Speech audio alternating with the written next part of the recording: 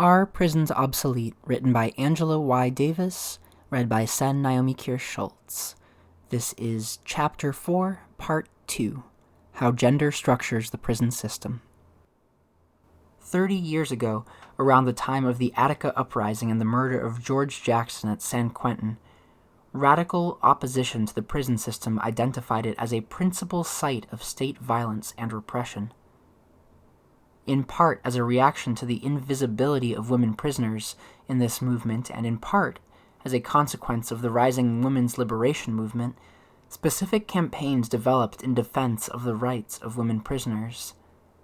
Many of these campaigns put forth, and continue to advance, radical critiques of state repression and violence. Within the correctional community, however, feminism has been influenced largely by liberal constructions of gender equality. In contrast to the 19th century reform movement, which was grounded in an ideology of gender difference, late 20th century reforms have relied on a separate but equal model. This separate but equal approach often has been applied uncritically, ironically resulting in demands for more repressive conditions in order to render women's facilities, quote-unquote, equal to men's. A clear example of this can be discovered in a memoir, The Warden Wore Pink, written by a former warden of Huron Valley Women's Prison in Michigan. During the 1980s, the author, Tekla Miller, advocated a change in policies within the Michigan correctional system that would result in women prisoners being treated the same as men prisoners. With no trace of irony, she characterizes as, quote-unquote, feminist her own fight for, quote, gender equality between male and female prisoners, and for equality between male and female institutions of incarceration. One of these campaigns focuses on the unequal allocation of weapons, which she sought to remedy. Arsenals in men's prisons are large rooms with shelves of shotguns, rifles, handguns, ammunition, gas canisters, and riot equipment. Huron Valley Women's Arsenal was a small 5 feet by 2 feet closet that held 2 rifles, 8 shotguns, 2 bullhorns, 5 handguns, 4 gas canisters, and 20 sets of restraints.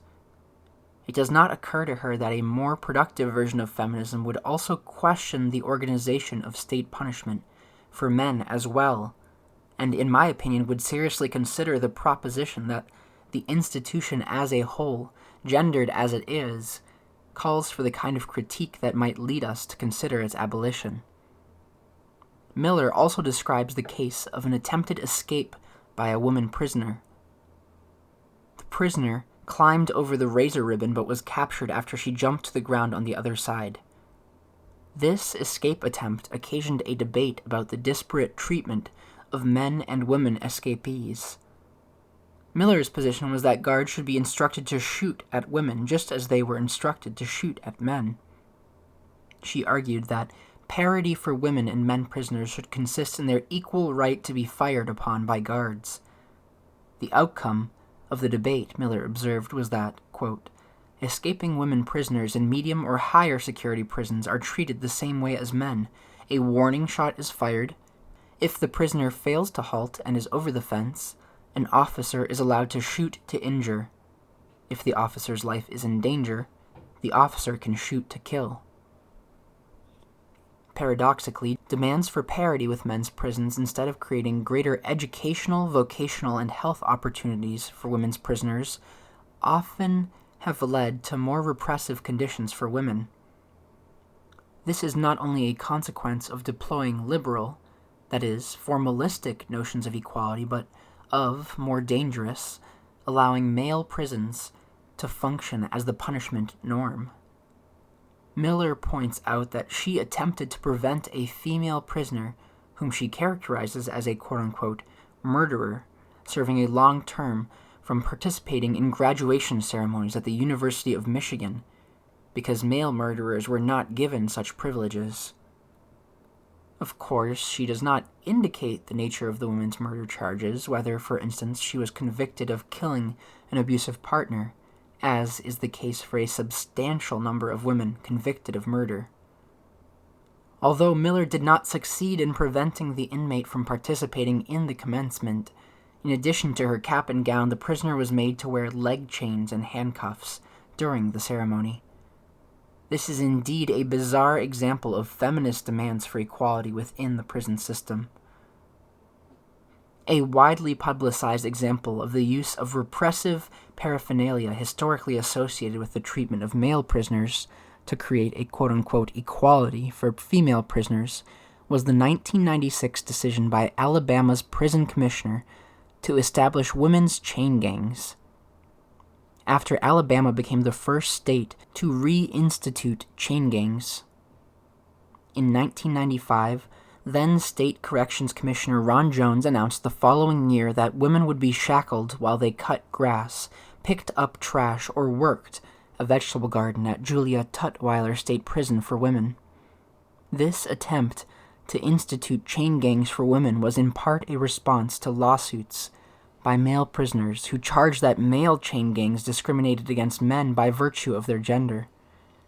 However, immediately after Jones's announcement, Governor Fob James, who obviously was pressured to prevent Alabama from acquiring the dubious distinction of being the only U.S. state to have equal opportunity chain gangs, fired him.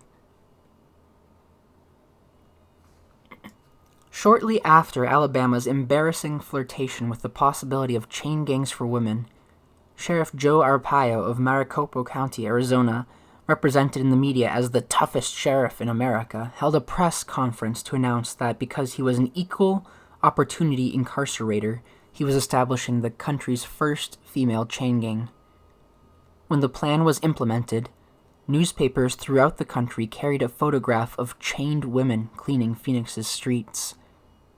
Even though this may have been a publicity stunt designed to bolster the fame of Sheriff Arpaio, the fact that this women's chain gang emerged against the backdrop of a generalized increase in the repression inflicted on women's prisoners is certainly cause for alarm.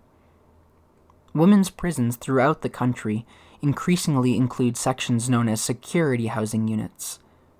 The regimes of solitary confinement and sensory deprivation in the security housing unit, SHU, in these sections within women's prisons are smaller versions of the rapidly proliferating super-maximum security prisons.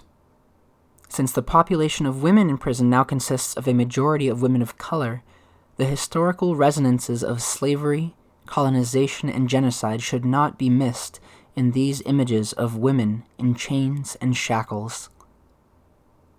As the level of repression in women's prisons increases, and paradoxically as the influence of domestic prison regimes recedes, sexual abuse, which, like domestic violence, is yet another dimension of the privatized punishment of women, has become an institutionalized component of punishment behind prison walls. Although guard-on-prisoner sexual abuse is not sanctioned as such, the widespread leniency with which offending officers are treated suggests that for women, prison is a space in which the threat of sexualized violence that looms in the larger society is effectively sanctioned as a routine aspect of the landscape of punishment behind prison walls. According to a 1996 Human Rights Watch report on the sexual abuse of women in U.S. prisons, quote, "Our findings indicate that being a woman prisoner in U.S. state prisons can be a terrifying experience. If you are sexually abused, you cannot escape from your abuser. Grievance or investigatory procedures, where they exist, are often ineffectual, and correctional employees continue to engage in abuse because they believe they will rarely be held accountable, administratively or criminally. Few people outside the prison walls know what is going on or care if they do know. Fewer still do anything to address the problem." Unquote. The following excerpt from the summary of this report, entitled "All Too Familiar: Sexual Abuse of Women in U.S. State Prisons," reveals the extent to which women's prison environments are violently sexualized, thus recapitulating the familiar violence that characterizes many women's private lives. Quote, "We found that male correctional employees have vaginally, anally, and orally raped female prisoners and sexually assaulted and abused them. We found that in the course of committing such gross misconduct, male officers have not only used actual or threatened physical violence, but have also used their near total authority to provide or deny goods and privileges to female prisoners to compel them to have sex, or, in other cases, to reward them for having done so. In other cases, male officers have violated their most basic professional duty and engaged in sexual contact with female prisoners, absent the use of threat of force or any material exchange. In addition to engaging in sexual relations with prisoners, male officers have used mandatory pat frisks or room searches to grope women's breasts, buttocks, and vaginal areas and to view them inappropriately while in a state of undress in the housing or bathroom areas.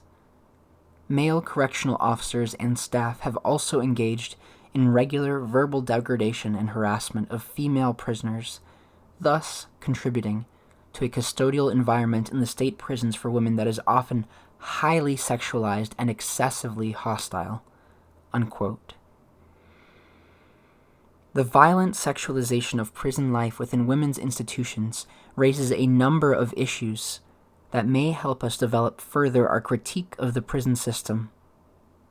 Ideologies of sexuality, and particularly the intersection of race and sexuality, have had a profound effect on the representations of and treatment received by women of color both within and outside prison. Of course, Black and Latino men experience a perilous continuity in the way they are treated in school, where they are disciplined as potential criminals, in the streets, where they are subjected to racial profiling by the police, and in prison, where they are warehoused and deprived of virtually all of their rights. For women, the continuity of treatment from the free world to the universe of the prison is even more complicated, since they also confront forms of violence in prison that they have confronted in their homes and intimate relationships.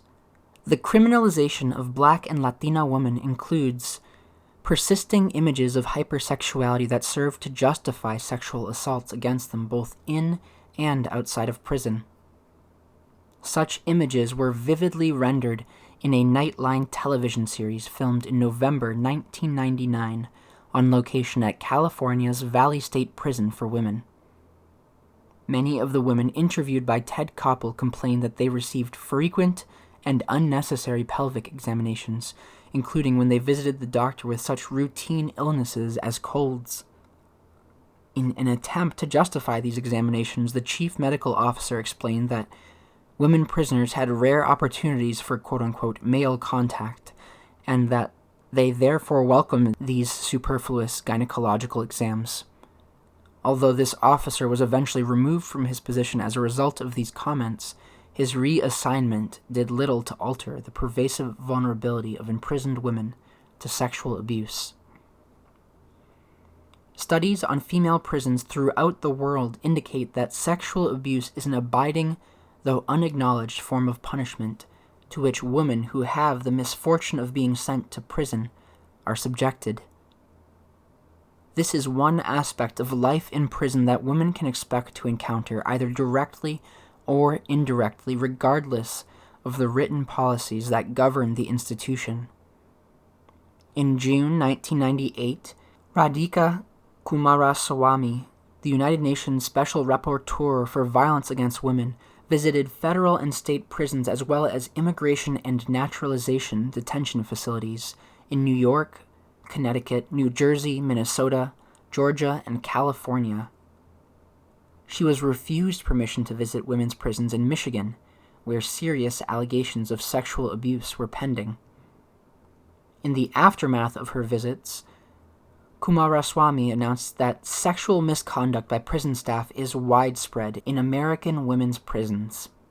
This clandestine institutionalization of sexual abuse violates one of the guiding principles of the United Nations Standard Minimum Rules for the Treatment of Prisoners, a UN instrument first adopted in 1955 and used as a guideline by many governments to achieve what is known as, quote, good prison practice, unquote. However, the U.S. government has done little to publicize these rules, and it is probably the case that most correctional personnel have never heard of these UN standards.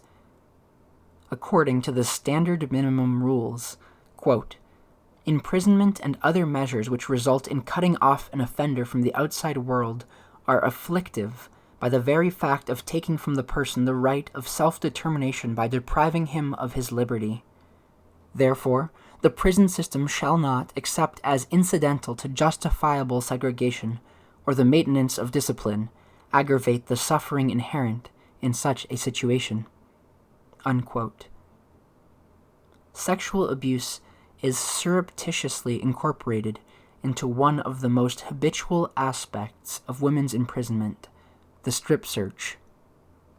As activists and prisoners themselves have pointed out, the state itself is directly implicated in this routinization of sexual abuse, both in permitting such conditions that render women vulnerable to explicit sexual coercion carried out by guards and other prison staff, and by incorporating into routine policy such practices as the strip search and body cavity search. Australian lawyer and activist Amanda George has pointed out that, quote, the acknowledgement that sexual assault does occur in institutions for people with intellectual disabilities, in prisons, psychiatric hospitals, youth training centers, and police stations, usually centers around the criminal acts of rape and sexual assault by individuals employed in those institutions. These offenses, though they are rarely reported, are clearly understood as being quote-unquote crimes, for which the individual and not the state is responsible. At the same time as the state deplores unlawful sexual assaults by its employees, it actually uses sexual assault as a means of control. In Victoria, prison and police officers are vested with the power and responsibility to do acts which, if done outside of work hours, would be crimes of sexual assault. If a person does not consent to being stripped naked by these officers, force can lawfully be used to do it. These legal strip searches are, in the author's view, sexual assaults within the definition of indecent assault in the Crimes Act, 1958, as amended in Section 39, unquote. At a November 2001 conference on women in prison, held by the Brisbane-based organization Sisters Inside, Amanda George described an action performed before a national gathering of correctional personnel working in women's prisons. Several women seized control of the stage, and some playing guards, others playing the roles of prisoners, dramatized a strip search. According to George, the gathering was so repulsed by this enactment of a practice that occurs routinely in women's prisons everywhere, that many of the participants felt compelled to disassociate themselves from such practices, insisting that this was not what they did. Some of the guards, George said, simply cried upon watching representations of their own actions outside the prison context. What they must have realized is that without the uniform, without the power of the state, the strip search would be sexual assault. But why is an understanding of the pervasiveness of sexual abuse in women's prisons an important element of a radical analysis of the prison system, and especially of those forward-looking analyses that lead us in the direction of abolition? Because the call to abolish the prison as the dominant form of punishment cannot ignore the extent to which the institution of the prison has stockpiled ideas and practices that are hopefully approaching obsolescence in the larger society, but that retain all of their ghastly vitality behind prison walls. The destructive combination of racism and misogyny, however much it has been challenged by social movements, by scholarship and art over the last 3 decades, retains all of its awful consequences within women's prisons.